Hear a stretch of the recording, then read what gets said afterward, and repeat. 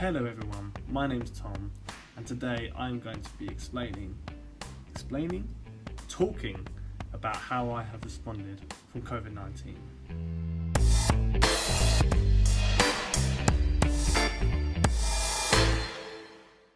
I mean, obviously I am a little bit late to the party, considering COVID hit the world, or hit the Western world, just over a year ago now. But I do still want to talk about the setbacks, but also the opportunities that have come from this. I know full well that I was not the only one optimistic about this decade. There was so many people, especially my age, who just wanted to hit it hard and, go to the next level, and they thought this decade was going to be the time to do it. Then boom! Lockdown hit within 4 months of the year, and everyone was hitting their rock bottom. I was no exception to the rule, as I was just sitting around doing nothing, feeling sorry for myself.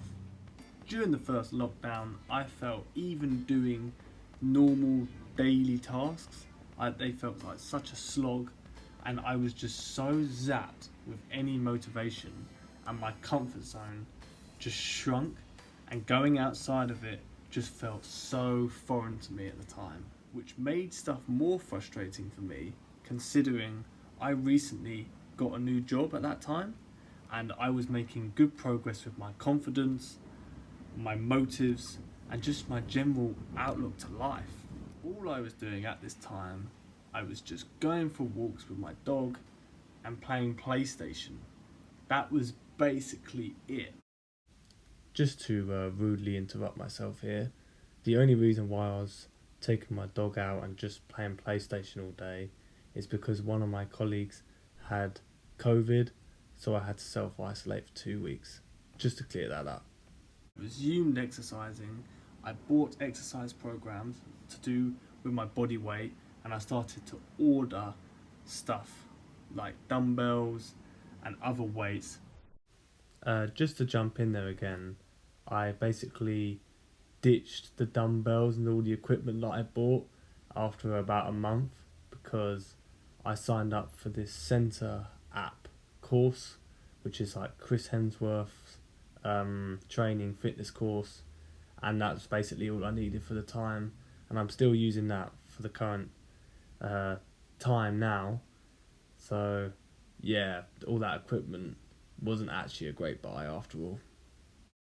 And I do believe that one of the reasons why I did not phase as badly as some people is because exercise was such a game changer for me at the time.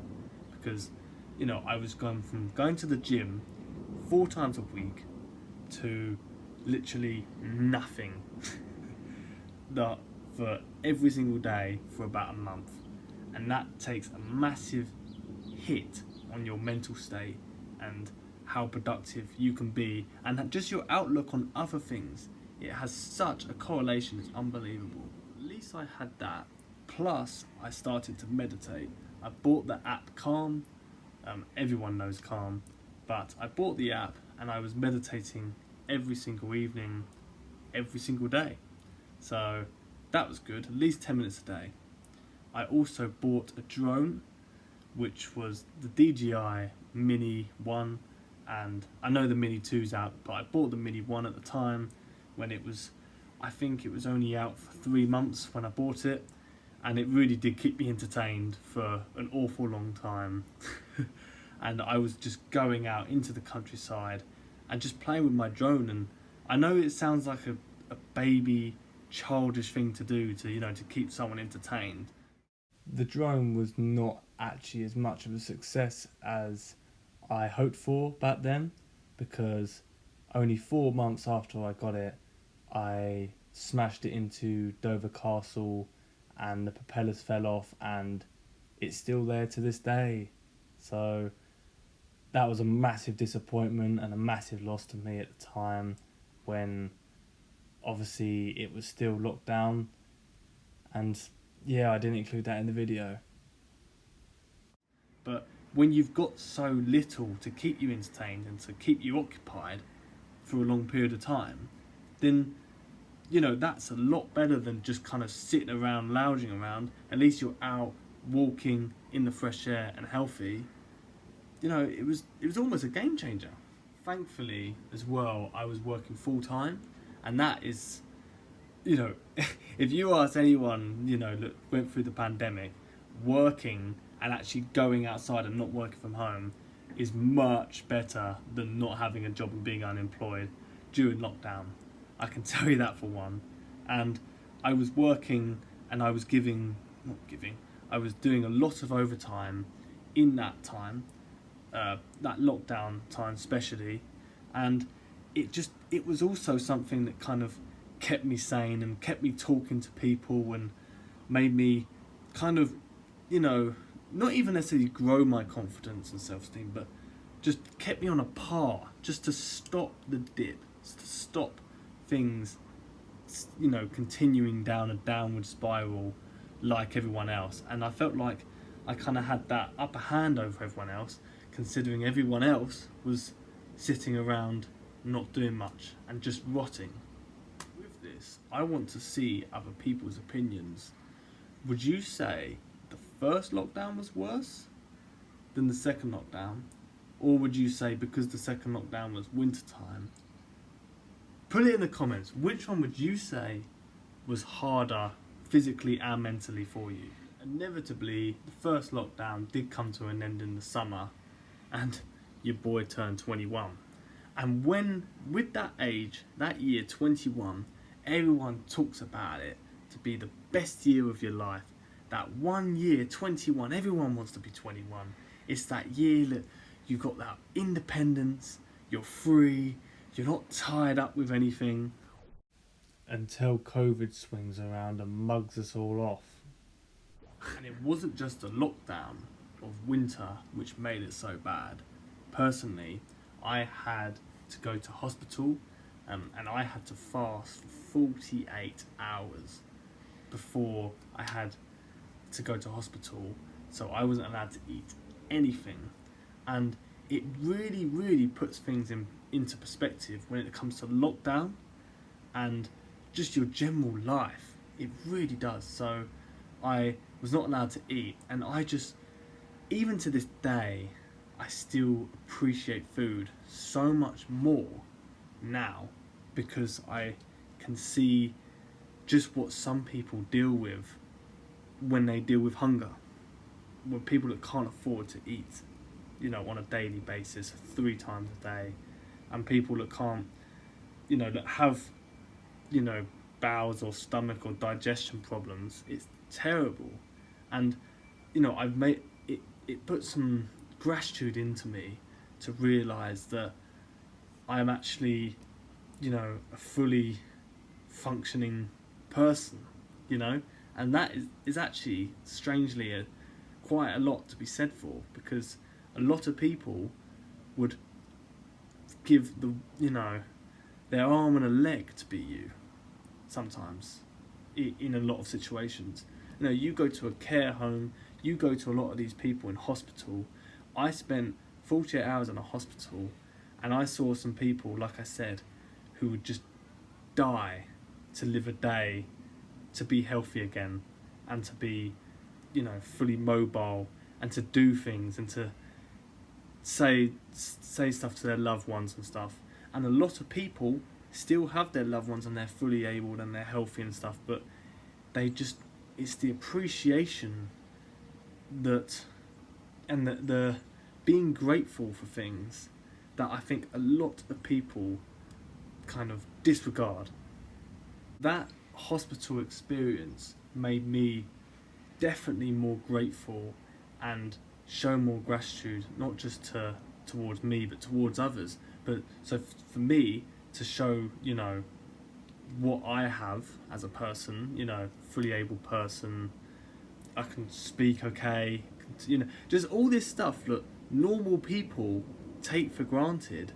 And I'm not boasting here, I'm just saying that most people have these luxuries, but no one knows what it's like to take them away from you. So if they took I know this is a random, but for example, if you lost your eyesight, that is a massive thing to lose, and it would it would affect your life in ways that you can't even imagine.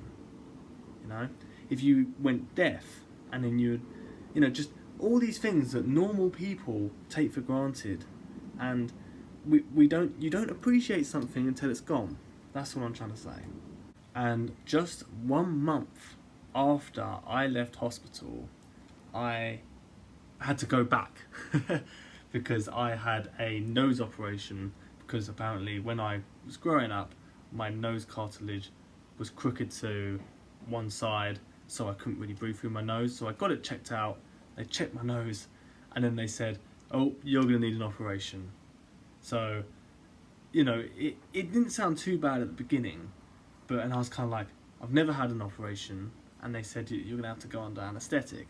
So I was like, shit, because I've never had that either. And people were like, don't worry, that's fine.